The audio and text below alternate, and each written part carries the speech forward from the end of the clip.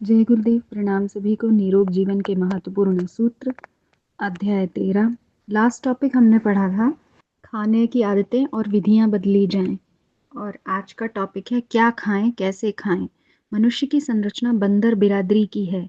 Darwin तो यहाँ तक कहते थे कि मनुष्य बंदर की औलाद है। इतना ना भी हो तो वह अन्य प्राणियों की अपेक्षा बंदर का सबसे अधिक निकटवर्ती है।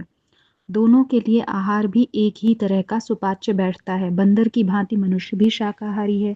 दोनों के लिए अधिक प्रिय और पौष्टिक फल बैठते हैं। कभी इस धरती पर वन अधिक थे, उनमें ऊंचे दर्जे के फल भी बहुत होते थे, पर अब वैसी स्थिति नहीं है। अंगूर, अनार, सेब, संतरा, चीकू, अनानास आदि सबके लिए सुलभ नहीं है। उनके दाम बहुत महंगे हैं। बड़े लोग तो आसानी से उन्हें प्राप्त कर सकते हैं, पर मध्यवर्ती लोग सस्ते ऋतुफल प्राप्त कर सकें तो भी अच्छा है। आम, जामुन, शहतूत, कटहल, बेर, अमरूद, पपीता, केला जैसे फल अधिक महंगे नहीं होते और अपने अपने मौसम पर बड़ी मात्रा में मिल जाते हैं। खरबूजा, तरबूज, ककड़ी, खीरा, टमाटर, गाजर और भी सस्ते होते हैं। इसमें मनुष्य की प्रकृति के अनुकूल जिन तत्वों की आवश्यकता है वे भी इनमें संतुलित मात्रा में मिल जाते हैं। ये सुपाच्य हैं, इन्हें भूनने तलने की आवश्यकता नहीं पड़ती। इसके अतिरिक्त बहुत सी शाक भाजी ऐसी हैं जो मनुष्य के लिए उपयोगी तो हैं, पर पचने में तथा स्वाद में ऐसी हैं कि उबाले बिना काम नहीं चलता। पुराने जमाने के कड़ी मेहनत करने वाले लोग ऐसे थे जो अनेक चीजें कच्ची ही खा जाते थे और पचा लेते थे, पर अब पाचन शक्ति शिथिल हो जाने पर उबली हुई वस्तुएं पेट की पाचन क्रिया का काम हल्का कर देती हैं। फलों के बाद शाकों का नंबर आता है। न्यूनाधिक मात्रा में सभी शाक हल्के होते हैं। बैंगन, लौकी, तोरई, टिंडे, भिंडी, चुकंदर, शलजम आदि जिनमें पानी का अंश अधिक होता है हल्के माने जाते हैं। आलू, अरबी, रतालू, जमीकंद, मूली, प्याज जमीन में भीतर से निकलते हैं, वे कंद कहलाते हैं। उनमें पानी का अंश कम होता है, इसीलिए उन्हें उबालने की आवश्यकता पड़ती है। इनका स्वाद भी ऐसा है जिसके कारण उन्हें कच्चा नहीं खाया जा सकता है। उबालने पर वे सुपाच्य और स्वादिष्ट खाने योग्य बन जाते हैं। शाकों को स्वादिष्ट बनाने के लिए उनमें मसालों की भरमार की जाती है। इससे वे जायकेदार तो बन जाते हैं, भूनने तलने का भी रिवाज है, पर मसालों की गर्मी के कारण पेट पर अनावश्यक दबाव डालते हैं। साथ ही उसके कारण रक्त भी उत्तेजित स्तर का बनता है। काम न चले तो हल्का सा नमक डाला जा सकता है। मसालों की बहुत इच्छा हो तो हरी मिर्च, अदरक, पुदीना, धनिया, प्याज, आंवला, नींबू जैसी वस्तुएं हर स्थिति में मिलाकर जायका बढ़ाने का काम लिया जा सकता है। सूखी मिर्च, हींग, दालचीनी, तेजपात, आमचूर जैसी वस्तुएं विशेष रूप से उत्तेजक और हानिकारक मानी गई हैं। अचार तो किसी का भी नहीं बनाना या खाना चाहिए। तेल में बहुत दिन तक पड़ी रहने के कारण वस्तुएं अपना स्वाभाविक गुण खो बैठती हैं। कई वस्तुएं तो अखाद्य होते हुए भी अचार के नाम पर खाए जाने की प्रथा है, जैसे टेंटी, बांस, नीम, काली मिर्च आदि के अचार लोग बना लेते हैं। वे अपनी मूल प्रकृति में मनुष्य के लिए उपयोगी न होने के कारण परिणाम में भी हितकर नहीं पड़ते। अन्न बिरादरी की हर चीज उबाल कर ही लेनी चाहिए। किसी भी अन्न को अपनी रुचि के अनुरूप चुना और खाया जा सकता है। दालें सभी अच्छी हैं, उनमें प्रोटीन की मात्रा अधिक होती है। मूंग, मसूर, मोठ, उड़द, अरहर, लाबिया आदि में उपयोगी प्रोटीन होती है। सोयाबीन में प्रोटीन की मात्रा तो अधिक है, पर उसमें तेल की मात्रा भी अधिक रहती है, इसलिए पचने में भारी पड़ता है। तो भी इसमें दूसरे अन्न या दालें मिलाकर हल्का किया जा सकता है। रोटी के साथ दाल खाने का रिवाज है, सो ठीक है, पर साथ में शाक की मात्रा भी रहनी चाहिए। अन्न को पानी में भिगोकर अंकुरित कर लिया जाए तो उसमें जीवन तत्व बहुत अधिक बढ़ जाता है। दालों में सेम, मटर, चना आदि का भी उपयोग होता है। कच्ची स्थिति में उसमें बीज निकालकर दाल अधिक स्वादिष्ट और सुपाच्य होती है। जहाँ तक हो सके वहाँ तक अनाजों, दालों, शाकों और फलों का छिलका फेंकना नहीं चाहिए, क्योंकि इन सभी छिलकों में जीवन तत्व अधिक मात्रा में होते हैं। छिलके कई बार कड़े होते हैं और स्वाद में कसैले जैसे लगते हैं, इतने पर भी गुण उन्हीं में अधिक होते हैं। दालें साबुत ही पकाई जाएं तो अधिक उपयोगी रहती हैं। छिलका ही नहीं, उनका मध्य भाग जिसमें अंकुर उगता है स्वाद में कुछ कसैला होने के कारण आमतौर से फेंक दिया जाता है या जानवरों को खिला देते हैं। यह भूल है। पौष्टिक अंश को फेंक दिया जाए और जो कमजोर अंश रह जाता है उसे खाया जाए, यह तो घाटे का सौदा है। शाकों में तो विटामिन होते हैं, वे इतने हल्के किस्म के होते हैं कि खुले बर्तन में पकाने पर भाप के साथ ही उड़ जाते हैं। इसलिए उन्हें पकाते समय भाप को बंद रखने वाला ढक्कन अवश्य रखे रहना चाहिए। इस दृष्टि से प्रेशर कुकर सर्वोत्तम है। उसमें शाक दाल के उपयोगी अंश भीतर ही बंद रहते हैं। मंदी आग में भाप द्वारा ही पक जाता है। सीधी आग पर पकाने की अपेक्षा भाप से पकाना उत्तम है। उससे जीवन तत्व नष्ट नहीं हो पाते। तेल घी मसालों में खुली कढ़ाई में तलने पर तो खाद्य पदार्थों का जीवन तत्व तेज आग की गर्मी से खुली स्थिति में पकाने पर वे एक प्रकार से स्वत रहित कोयला जैसा रह जाता है। रोटी बनाने का तरीका अपने यहाँ प्रचलित है और ईंधन भी खर्च करता है। अच्छा है हाथ से बनाई हुई मोटी रोटी बनाई जाए। रोटियों के लिए आटा गूंथते समय उसमें पालक, बथुआ, बैंगन आदि मिला लिए जाएं। बीच में आलू, सलाद आदि भर लिए जाएं तो रोटी भी बनेगी और शाक की मात्रा सम्मिलित हो जाने के कारण सस्ती भी पड़ेगी। अगले दिनों जनसंख्या वृद्धि के कारण न केवल अनाज कम पड़ेगा वरन महंगा भी होगा। इसलिए भोजन में शाक की मात्रा बढ़ानी चाहिए। ये सस्ते होते हैं और सुपाच्य भी। किसान को भी उसके उत्पादन में लाभ रहता है। यदि थोड़ी दिलचस्पी ली जाए तो घरों में शाक उगाए जा सकते हैं। घरेलू शाक वाटिका बड़ी आसानी से लग सकती है। आंगनबाड़ी, छप्परबाड़ी, छतबाड़ी पर शाक और बेलें आसानी से लगाई जा सकती हैं। जिनके पास जगह कम हो या व्यस्तता हो वे भी चटनी के लिए पुदीना, धनिया, हरी मिर्च, अदरक आदि बड़ी आसानी से हर महीने उगा सकते हैं। मेथी, पालक जैसे पत्तेदार भाजियां ऐसी होती हैं कि उनके पत्ते तोड़ते रहने पर नए आते रहते हैं और घरों में उगाई हुई मुफ्त की नितांत भाजी हमेशा खाने को मिलती रह सकती है। अनाजों को पीसने के बाद उनमें कचरा हटाने की दृष्टि से छान लेने में हर्ज नहीं, पर भूसी फेंकनी नहीं चाहिए। आटे में मिला देना चाहिए और चोकर समेत रोटी बनानी चाहिए। यदि पीसने का प्रबंध घर पर ही हो सके तो बहुत अच्छी बात है। मशीन पर पिसाई कराने में आटा बहुत गर्म हो जाता है और उस कारण उसकी पौष्टिकता घट जाती है। बाजार में बहुत दिनों का रखा आटा लेने पर भी उसके गुण में अपेक्षाकृत कमी आ जाती है। घरों में चक्की चलाना महिलाओं के लिए स्वास्थ्यवर्धक है। उससे पेट, सीने और हाथों का अच्छा खासा व्यायाम हो जाता है। इसलिए प्रयत्न यह करना चाहिए कि अपने घरों में चक्की रहे और उसका उपयोग स्त्री पुरुष मिलकर सामूहिक खेल खिलवाड़ एवं स्वास्थ्य संवर्धन की दृष्टि से किया करें। चावल का हम लोग मात्र सफ़ेद भाग इस्तेमाल करते हैं। उसके ऊपर रहने वाली लाल परत को कूटकर हटा देते हैं, जबकि इस लाल परत में ही जीवन तत्व अधिक मात्रा में रहते हैं। ऊपर का धान का छिलका उतार दिया जाना उतना ही पर्याप्त है, जिसकी लाल परत नहीं उतरनी चाहिए। चावल उबालकर उसका माड़ वाला पतला अंश फेंकना नहीं चाहिए। चावल पकाते समय डाला गया पानी उसमें ही रहने देना चाहिए। इसमें चावल बिखरे हुए जैसे खूबसूरत तो नहीं दिखते, पर गुणकारक वे ही होते हैं जिनमें पानी न फेंका गया हो। फल, शाक और अनाजों में उपयोगी नमक और शक्कर की पर्याप्त मात्रा होती है। उसमें अधिक खारीपन और मिठास तो नहीं होती, पर शरीर को जितनी आवश्यकता है, जितना पच सकता है, उसमें वह अंश प्रकृतितः हमें उन्हीं से प्राप्त हो जाता है। ऊपर से डाला गया नमक और शक्कर अनावश्यक ही नहीं हानिकारक भी होते हैं।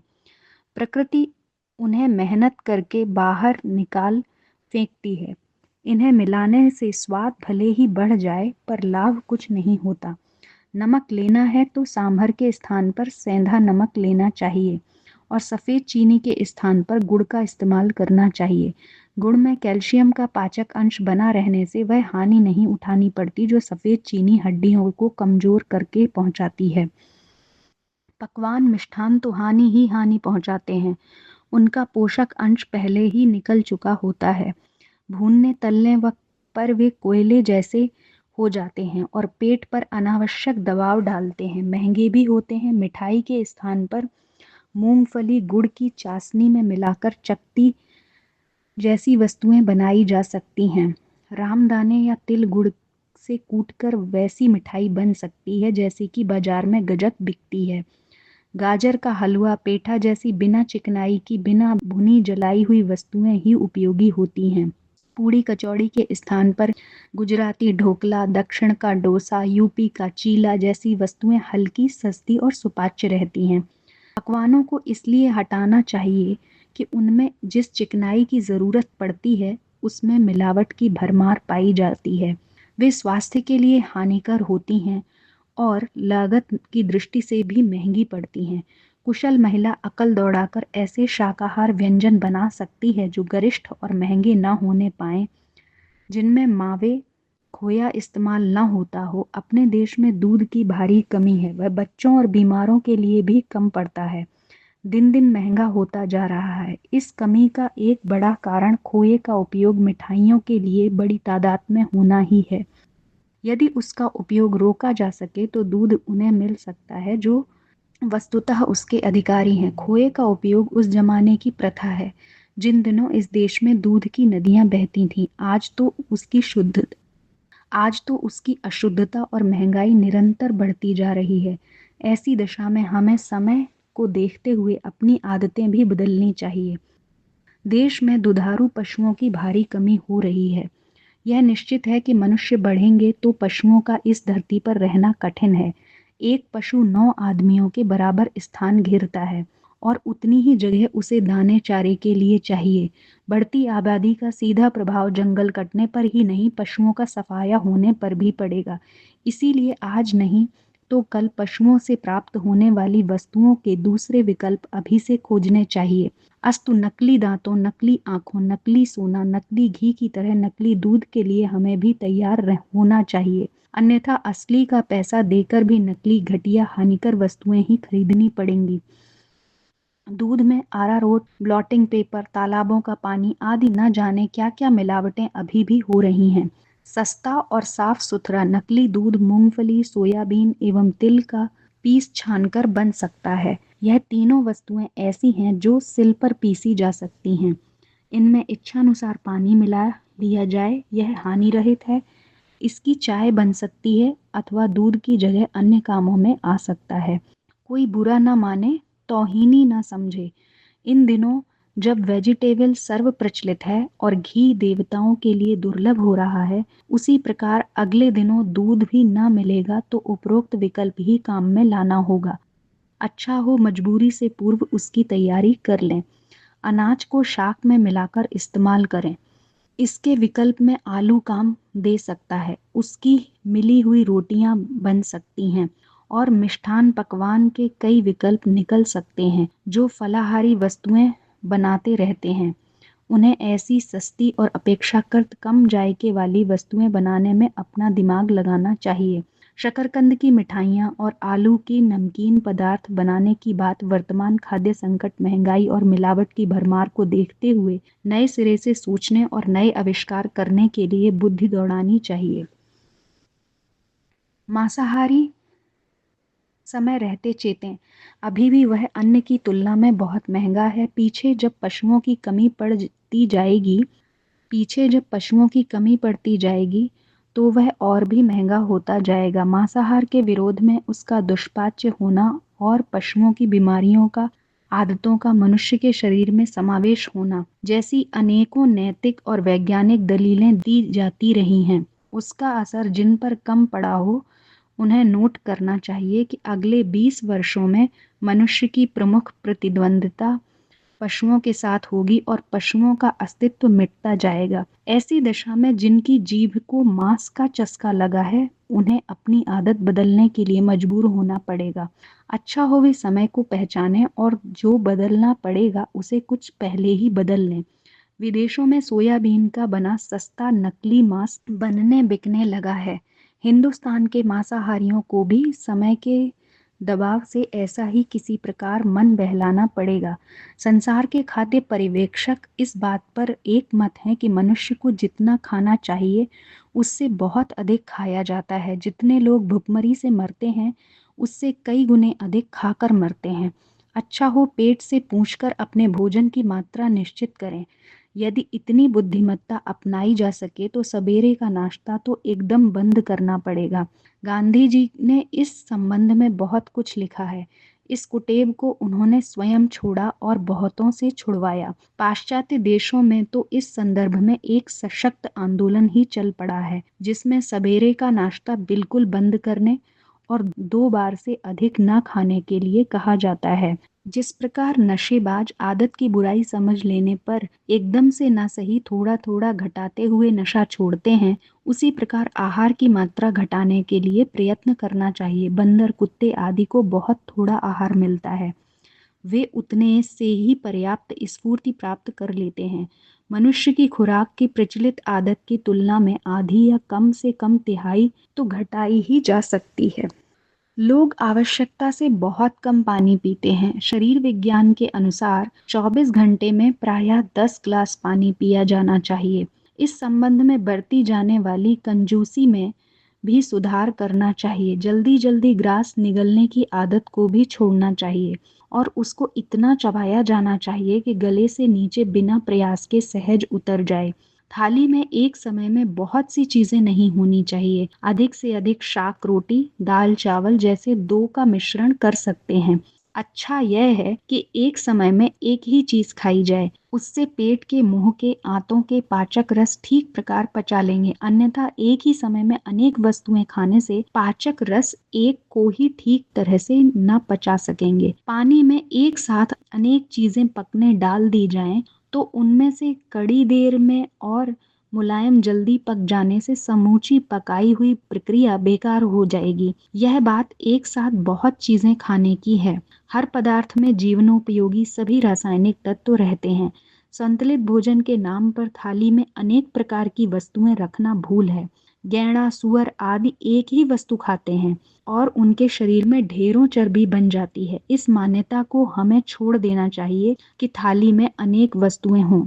स्वाद बदल देना हो तो अलग अलग दिनों में अलग अलग वस्तुएं हो सकती हैं, पर एक साथ अनेक वस्तुओं की नुमाइश नहीं लगानी चाहिए।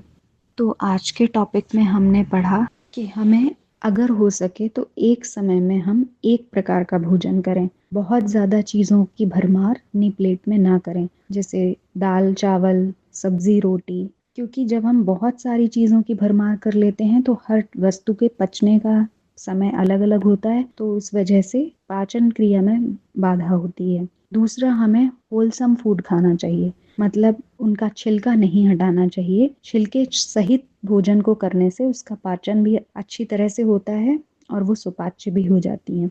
और चीज़ों को भाप में पकाकर खाएं तो वो ज़्यादा पौष्टिक होती हैं। और जितनी भूख है उससे थोड़ा कम खाएं। पूरा पेट भर के नहीं खाना चाहिए, जितनी भूख है उससे कम। और दिन में 2 बार भोजन करना पर्याप्त होता है। बार बार खाते रहने से उसका पाचन ठीक तरह से नहीं होता है। तो यही सब बातें हमने जानी, तो इन्हें हम अपने जीवन में अपनाएं। इसी के साथ आज का स्वाध्याय यहीं समाप्त करते हैं। जय गुरुदेव, प्रणाम सभी को।